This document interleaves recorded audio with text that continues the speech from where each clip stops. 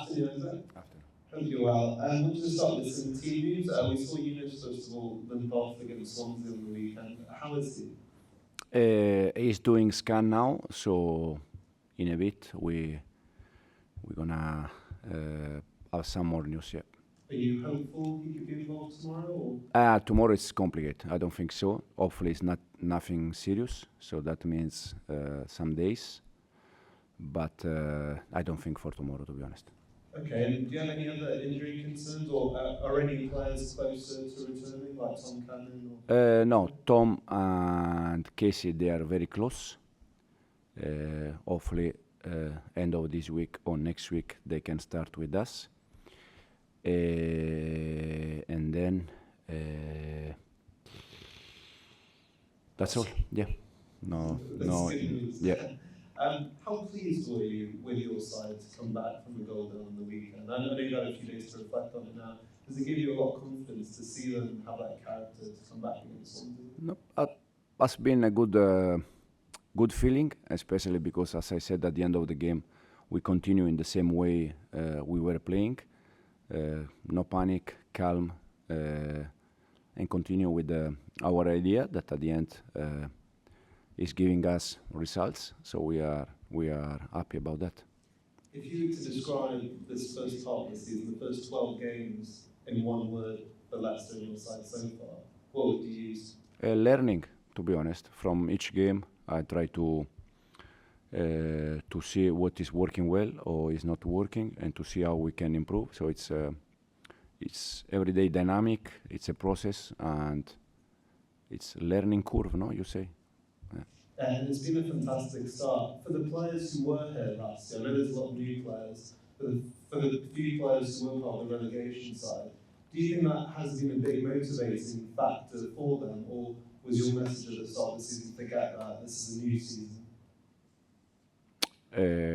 Probably it's a question for them. Personally, I always said the same. After a relegation, it's always complicated because many players they left, and the players that they stay here, they are not mentally positive because they just relegate. So it's always complicated. Don't forget that we lost, I think, around 14, 15 players from last year.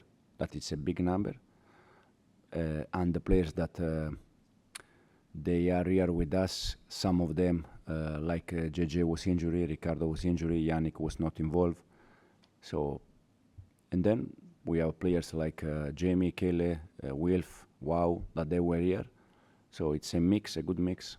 And you mentioned Yannick there, he of course scored on the weekend, and you mentioned that he wasn't really involved last season. Just what was your kind of relationship with him like at the start of the season, and your message to him? What have you seen from him this season so far? What I saw is exactly what he's doing. In the way we want to play, in our style, he can give us a lot. At the beginning of the season, to be honest, we brought in Connor Cody to do the same. Then unfortunately Connor was injured for a long time. But since day one, to be honest, Yannick with me has been very serious, very professional, training good every day. And then he just wait for his chance, and he is there, you can see. And I wanted to ask you about a new player for this season. Harry Winks has played every game, I think all 90 minutes except one game. Mm-hmm. Just how important is he to the system you play? It's a main player. It's a main player, it's an important player.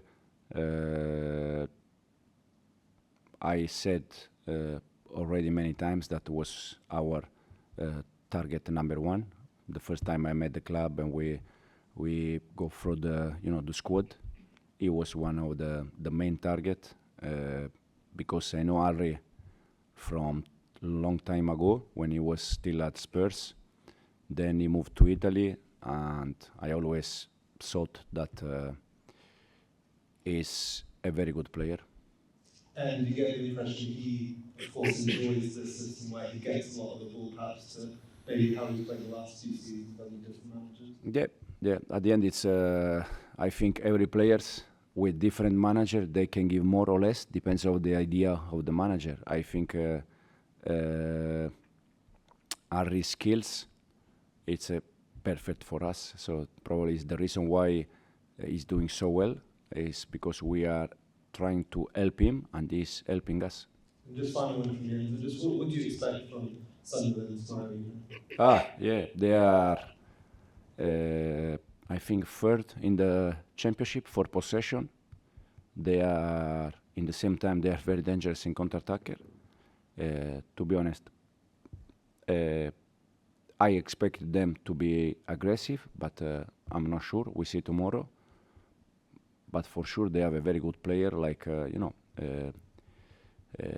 Bellingham for sure. But they are 3 or 4 good players. No problem. Thank you. Okay, we'll go to Jack from Radio Leicester. We have a change today, no? Owen's, It's at Disneyland. Oh. Enzo, thank you for taking the time. Mentioned before, Yannick scored at the weekend, so did Abdul Fatawu, and that's now 11 different scorers in the Championship this season. I just want to ask you how pleasing it is for you that the goals are being spread around in the way that they are. Very happy because first of all, when the player they score, they are always it's always something important, for sure. In the same time, we try to get all of them involved in our style, and so yeah, very happy. But I think especially winger, attacking midfielder, and striker, the 5 players at the front, they are players that they are every time close to the box, so it's more easy for them to try to score. And with so many games in the Championship, such a busy schedule, how important in that respect can it be that goals are shared around and that everybody's chipping in? It's important. In the same time, I think it's important to make some rotation in the way we are doing until today, because first of all, as you said, many games. So we try to avoid injury, if we can say that. But it's important for the goals they score. But the most important thing is they don't get injury and we can share minutes.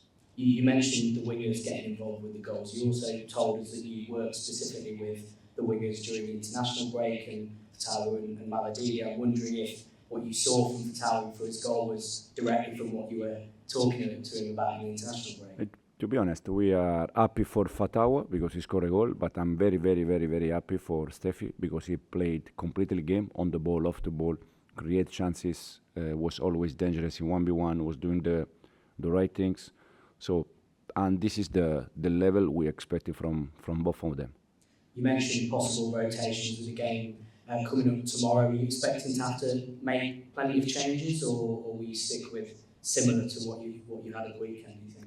We see. We have a session today. I want to see how they come back. If there are some of them that they can be tired or they are fresh or recovery. We see today. We have a session and then we decide. You said Yunus is having a scan. You seem quite confident after the game that it wouldn't be too much of an issue. Are you still confident that it won't be long term? It might just be this game. Yeah. The tomorrow for sure is out. Hopefully, it's not a long time. Okay.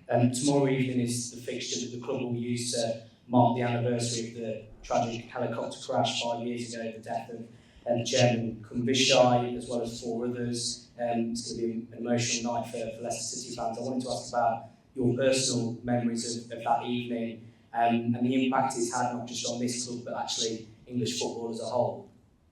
No, first of all, we are every time something like this happens, it's always sad.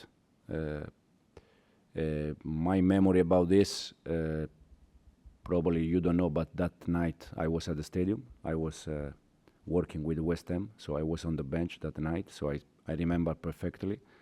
And I think the legacy they are showing as a family for the club, not only for the club, it's unbelievable.